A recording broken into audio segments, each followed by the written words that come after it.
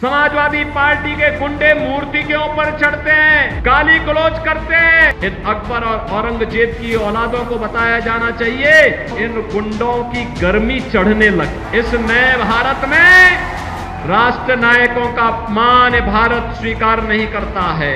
चुनाव परिणाम आएंगे, गुंडों की गर्मी भी धीरे धीरे करके अपने आप शांत होती जाएगी। एक तरफ भारत के इन अमर बलिदानियों के प्रति श्रद्धा और सम्मान का भाव रखने वाली भारतीय जनता पार्टी है, और दूसरी तरफ कांग्रेस समाजवादी पार्टी का इंडी गठबंधन। आपने देखा होगा, अभी 2 दिन पहले समाजवादी पार्टी ने मैनपुरी में राष्ट्र नायक महाराणा प्रताप की प्रतिमा को पवित्र करने का प्रयास किया।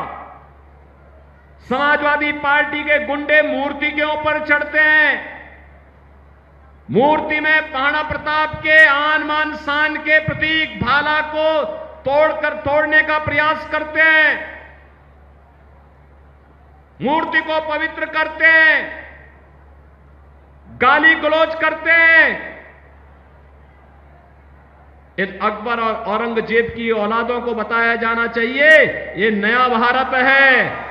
इस नए भारत में राष्ट्र नायकों का अपमान भारत स्वीकार नहीं करता है, नहीं करता है। ऐसे ही समाजवादी पार्टी के गुंडों ने भारत के संविधान के शिल्पी बाबा साहब डॉक्टर भीमराव अंबेडकर की प्रतिमा को भी अपवित्र करने का प्रयास किया।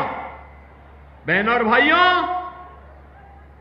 अभी भी कभी कभी मुझे लगता है कि कानून का राज स्थापित करने के बाद भी जब चुनाव आते हैं तो इन गुंडों की गर्मी चढ़ने लगती है। ऐसे लगता है जैसे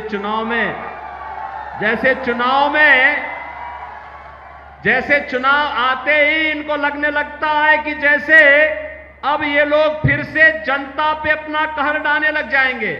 लेकिन इनकी गफलत है ये। भारतीय जनता पार्टी जनता जनार्दन के आशीर्वाद से उनकी सेवा करते हुए प्रधानमंत्री मोदी जी के नेतृत्व में लगातार कार्य कर रही है, और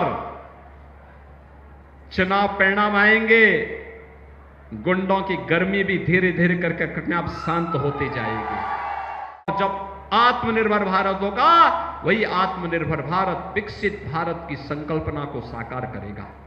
और हमारी पीढ़ी सौभाग्यशाली है, हमने इस विकसित भारत की संकल्पना को साकार होते हुए हम देख रहे हैं। आपने देखा होगा कैसे मोदी जी के नेतृत्व में 10 वर्ष में भारत बदला है। 10 वर्ष पहले की कल्पना करिए, क्या था भारत? नौजवान पलायन करता था, किसान आत्महत्या करता था, गरीब भूखों मरता था, बीमार चिकित्सा सुविधा के अभाव में मरता था, किसी के पास दवा नहीं है, किसी के पास दवा का पैसा नहीं है, कहीं डॉक्टर नहीं है, कहीं चिकित्सालय नहीं है।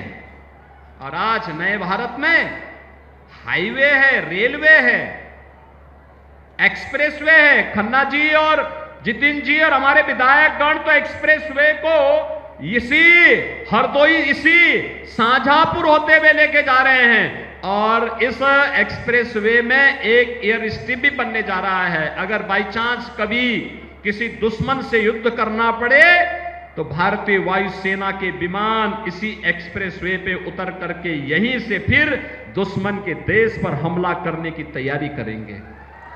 यही शाहजहांपुर में होने जा रहा है।